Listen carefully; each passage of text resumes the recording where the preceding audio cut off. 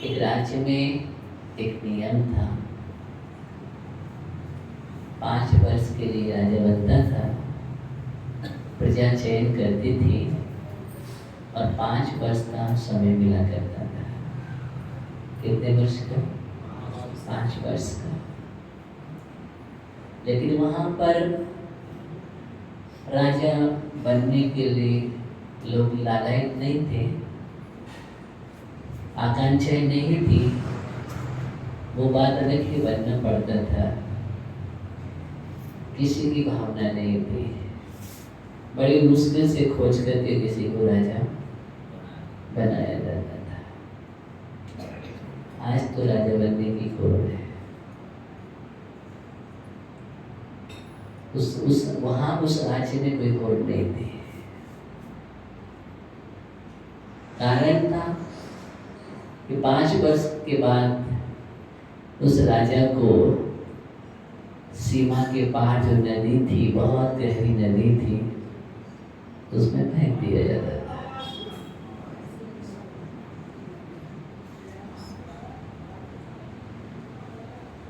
पांच वर्ष के लिए राजा चुना, राजा की आज्ञा मानी।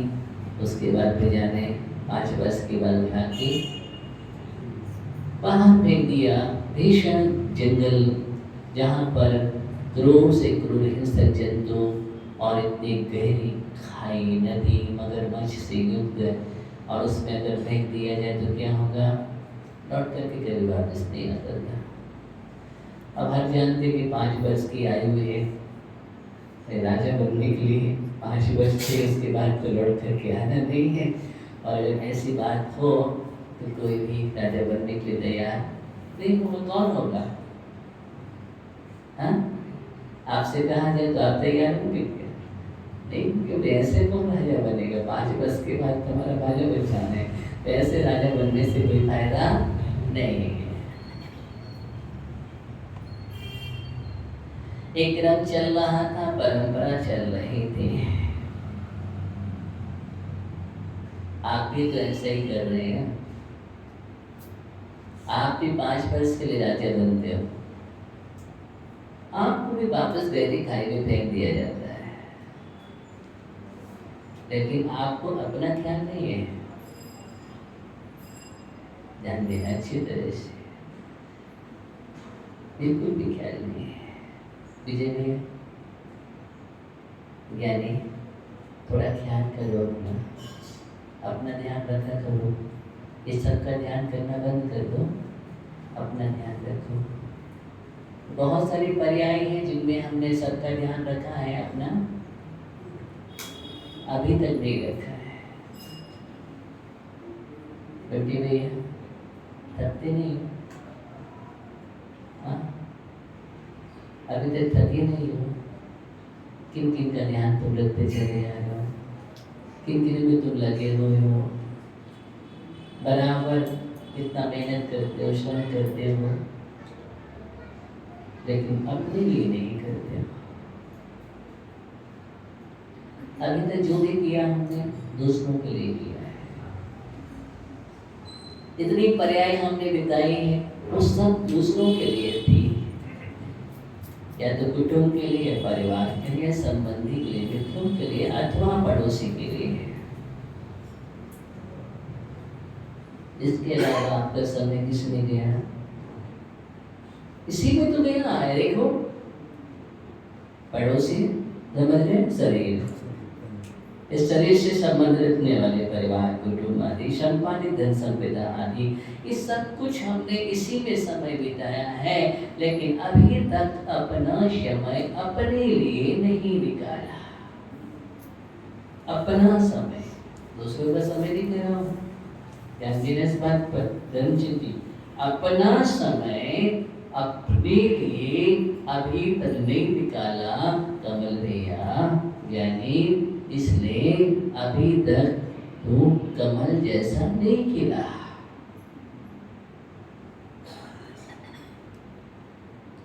जिस दिन तू अपने लिए अपना समय देने लग जाएगा, उस दिन जीवन में सूर्य हो जाएगा और कमल खिल जाएगा।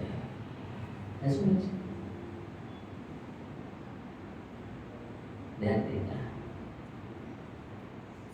तो वहां पर एक परंपरा थी। अंत में एक क्रम चलता रहा, लेकिन एक सम्राट ऐसा आया, राजगद्दी पर बैठा,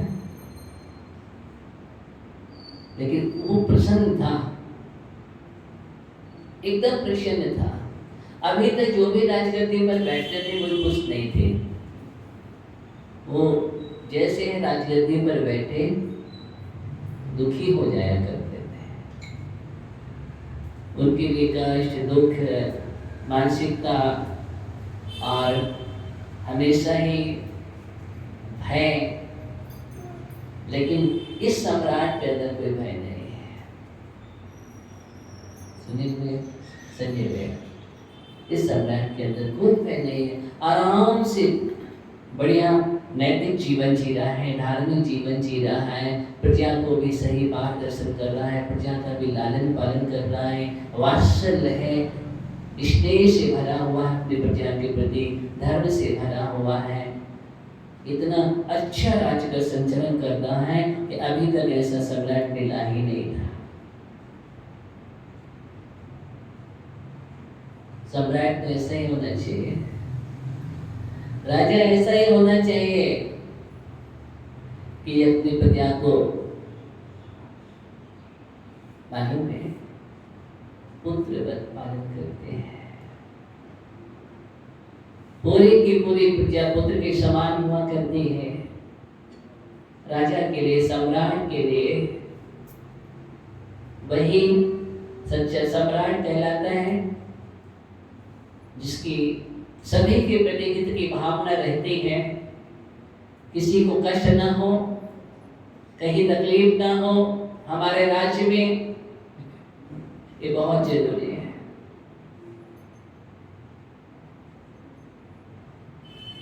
इस प्रकार की भावना से वह ओतप्रोत था। अब ध्यान देना, पूरा जीवन 5 वर्ष व्यतीत हो गए। अब नंबर किसका था? क्या होना है?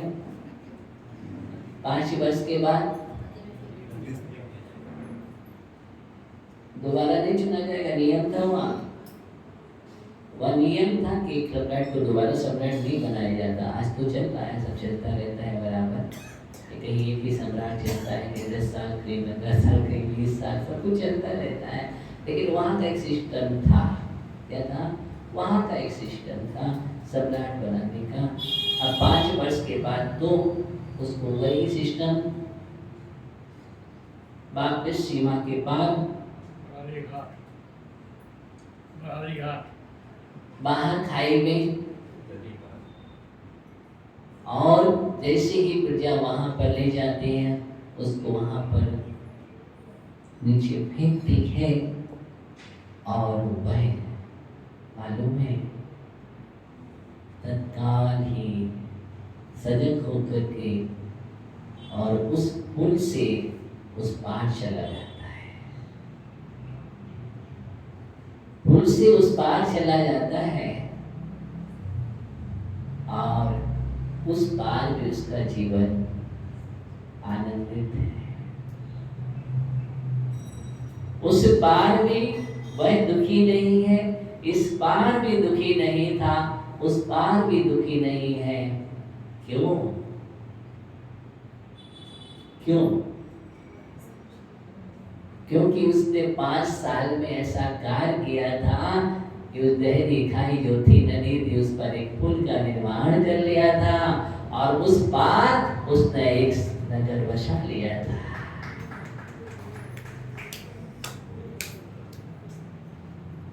नगर भी बसा लिया, पुल भी बना लिया। अब 5 साल के बाद भी उस नगर का सम्राट है। इसका उस नगर का सम्राट 5 साल के बाद है, और ऐसा साम्राज्य है उसके पास, अब उसको सम्राट से कोई च्युत नहीं कर सकता है। मैं आपसे ही बात करता हूँ। एक दृष्टांत है, जीवन को समझाने के लिए। जो 5 साल के लिए सम्राट बनते थे वो अपना जीवन ऐसे ही निकाल दिया करते थे और अपने लिए कुछ नहीं सोचते थे, जीवन के लिए कुछ नहीं किया करते थे और अपना समय निकाला भौतिकता में अथवा जो भी है उसमें निकाल करके बाद में क्या हुआ, चल दिए तो गहरी खाई में जाते थे। लेकिन एक सम्राट ऐसा था जिसने 5 साल में अपने जीवन का सही उपयोग किया था। राज मिला है, सही उपयोग करो, आपको भी राज्य मिला है। ये मनुष्य पर्याय का यानी इसका ये मनुष्य पर्याय का मिला हुआ है वाकचंद जी। अब तो जाग जाओ।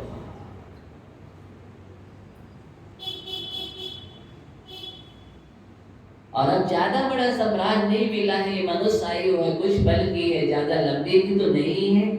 ऐसा तो नहीं कि आपको बहुत पल पल की आयु मिल रही हो या कोटिपुर की आयु हो, ऐसा भी नहीं है। कितने लोग शतक लगा पाते हैं? हर कोई शतक नहीं लगाता। हाँ, बड़ी समस्या है। हाफ सेंचुरी के बाद चलेगा, आगे कि नहीं चलेगा, कितना टिकेगा कितना नहीं टिकेगा, ये ध्यान देने। बहुत लोग वहां तक पहुंच पाते हैं, कुछ नहीं पहुंच पाते, चूक जाते हैं जीवन से। क्या करते हैं? जीवन से चूक जाते हैं। गुलाब चंद जी क्या करना है बताओ।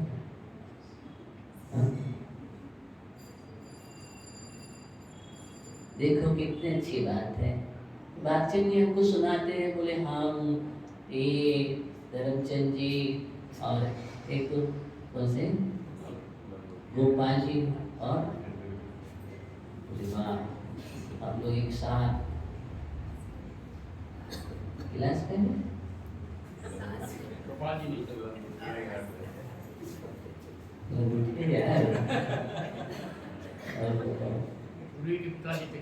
सोचने वाली बात है ज्ञानी कि ये तो हमने ऐसा समय निकाल दिया है, हम पूर्व का स्मरण करते रहते हैं, हम ऐसे थे, हमने ऐसा किया था।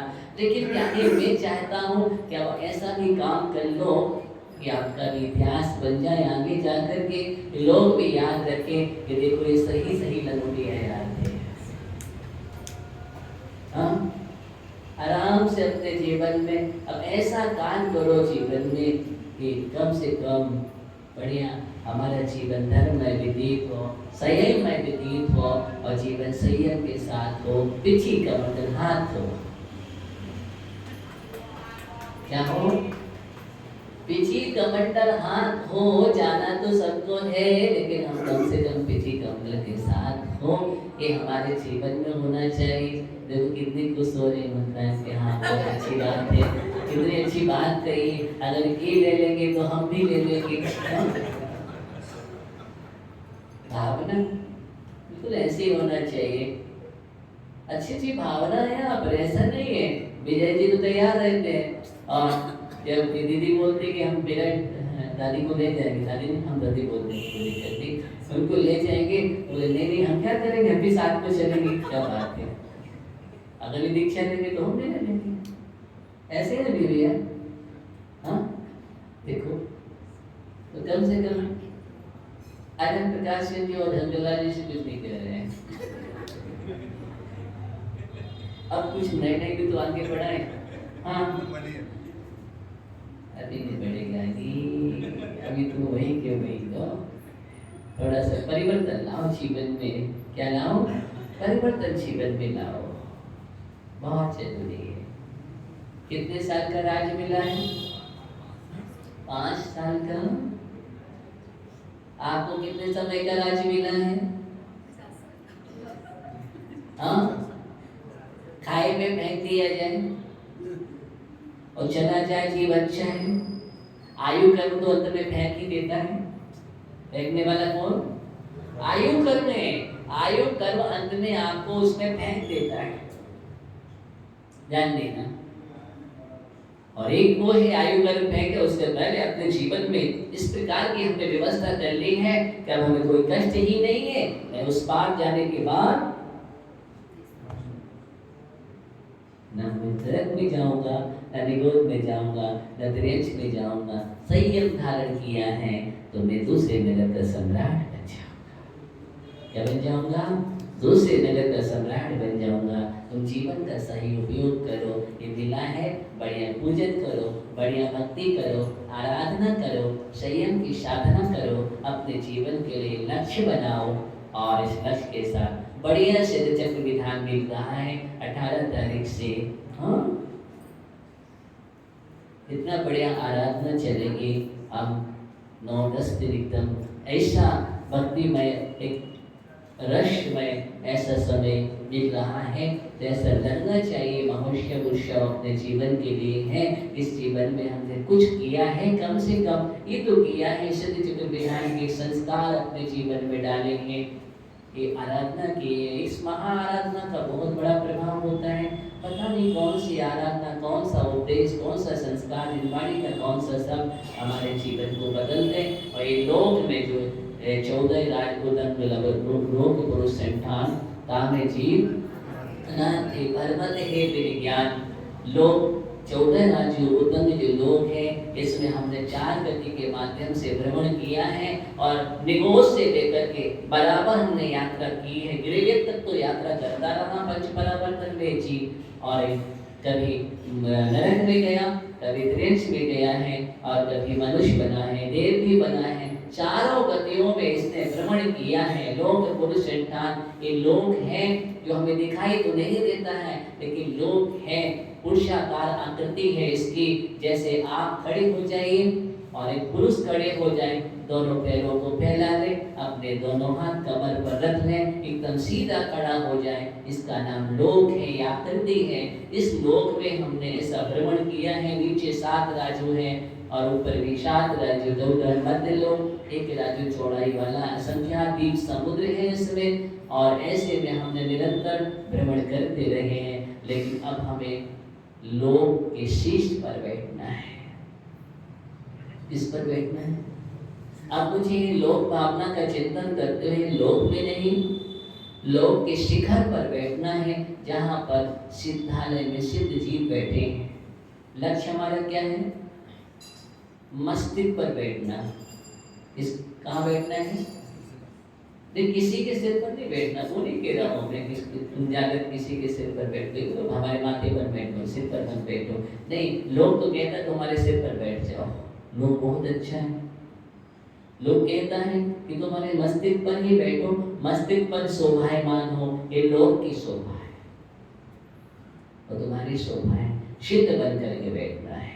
ऐसे बैठना है, ऐसे नहीं बैठना जैसे आप लोग अभी बैठे हो।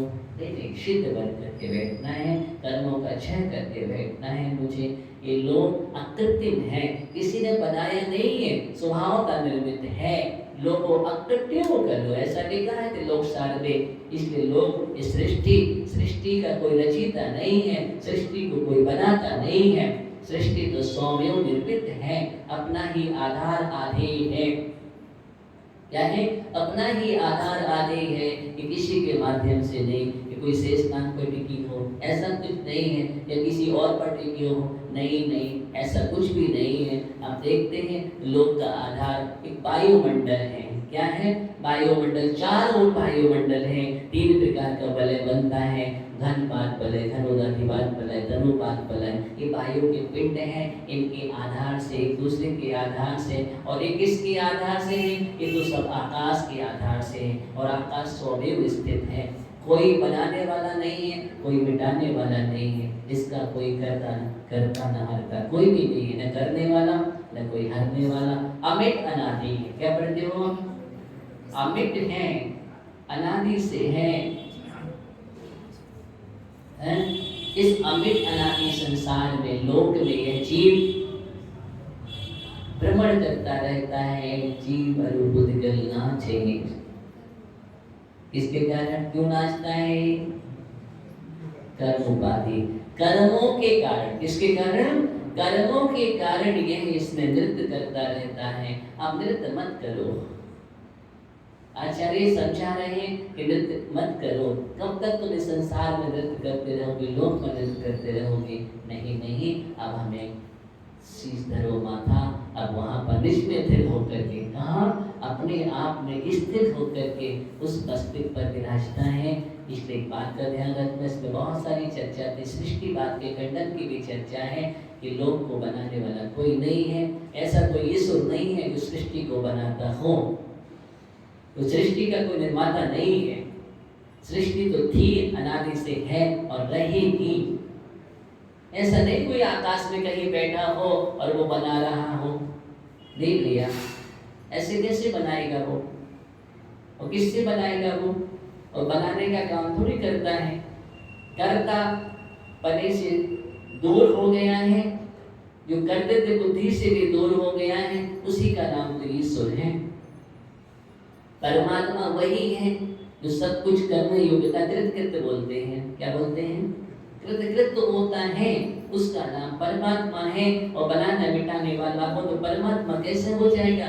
इसलिए हम परमात्मा पर मत छोड़े, ईश्वर हमारा करता है, नहीं ईश्वर तुम्हारा करता नहीं है। ईश्वर नाम ऐसा ईश्वर कैसे हो जाएगा, किसी को सुखी बनाएगा, किसी को दुखी बनाएगा, ऐसा नहीं होता है। ये सुखी दुखी करने वाला ईश्वर नहीं है, भगवान नहीं, परमात्मा नहीं, किसी को ईश्वर सुखी दुखी नहीं बनाता है। ये सुखी दुखी हमारे कर्म ही बनाते हैं। ये कर्म ही अपने आप में जो ईश्वर है वही, जैसा कर्म हम करते हैं वैसा हम फल भोगते हैं। एक और हम यही बात तो करते हैं कि जैसा हम बोएंगे वैसा पाएंगे। विश्व प्रधान कैसा है, तो कर्म के अधीन है, और दूसरी ओर हम कहें ईश्वर के अधीन है। नहीं नहीं, ऐसा नहीं है, ये कर्म की स्थितियां हैं। ईश्वर तो अपने आप में स्वयं स्थित हैं, कर्मों को क्षय कर लिया है, इसलिए वहां पर हम ईश्वर बनने की सत्ता हमारे अंदर है, परमात्मा बनने की सत्ता हमारे अंदर है। हम ही अपने सही सत्कर्मों से परमात्मा बन सकते हैं। क्या कर सकते हैं, सत्कर्मों के माध्यम से हम परमात्मा बन सकते हैं। इसलिए इस बात को हमें ध्यान रखना है कि सृष्टि का कोई निर्माता नहीं है, लोग किसी ने रचा नहीं है। अगर कृष्ण ने लोग रचा है तो उसके पहले क्या था, लोग के पहले क्या था, और रचा है तो कहीं ना कहीं से रचा होगा, और जिससे रचा हो वो क्या चीज है, क्या वो सृष्टि के बाहर थी कि अंदर थी, नहीं। और रचने वाला कौन था, सृष्टि के बाहर था कि अंदर था। बहुत सारे प्रश्न खड़े हो जाते हैं। आप आदि पुराण पढ़ना, कौन सा ग्रंथ, आदि पुराण पढ़ो, और आदि पुराण में इस बात को बहुत अच्छी तरह से समझाया गया है, क्योंकि मान्यता बहुत सारी हैं ऐसे। इसलिए इस बात को हमें समझना है कि सत्य क्या है, ये बहुत जरूरी है। ये लोक अनुप्रेक्षा सत्य का दिग्दर्शन कराती है, जिसका सत्य का दिग्दर्शन करिए। हमने कई चीजें पढ़ रखी हैं, कई चीजें हमने सुन रखी हैं, नहीं पढ़ना और सुनना नहीं, अच्छी तरह से आगम को पढ़ो, अध्ययन करो, तो हमारी विभिन्न मान्यताएं खंडित हो जाती है। जो कहते ईश्वरवाद दर्शन हुआ है, हाँ ईश्वरवादी दर्शन, उस बात का कुछ लोग कहते हैं जो भी करेगा भगवान करेगा, तुम कुछ नहीं करोगे, भगवान ही सब करेगा, और कर सब रहे हो तुम, और भगवान को रख रहे हो। हाँ, जैसे भगवान की मर्जी होगी तभी पत्ता हिलेगा।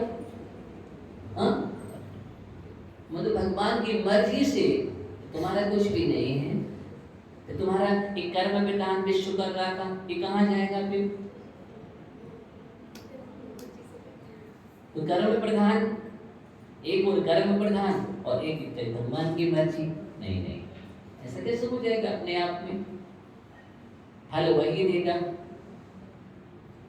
फल वही देगा, नहीं नहीं, फल हमारे कर्म के अधीन है। इसके अधीन है, बस इसी कर्म फिलॉसफी को समझना है। कर्म के अधीन है, सुख दुख के कर्ता हम ही हैं, हम ही राग द्वेष करते हैं, कर्म को बांटते हैं। पाप कर्म को जैसे हम दुखी होते हैं और पुण्य कर्म को जैसे सुखी होते हैं, और पाप और पुण्य कर्म दोनों से रहित हो जाते हैं तो हम परम सुखी हो जाते हैं। ओम नमः सिद्धेभ्यः।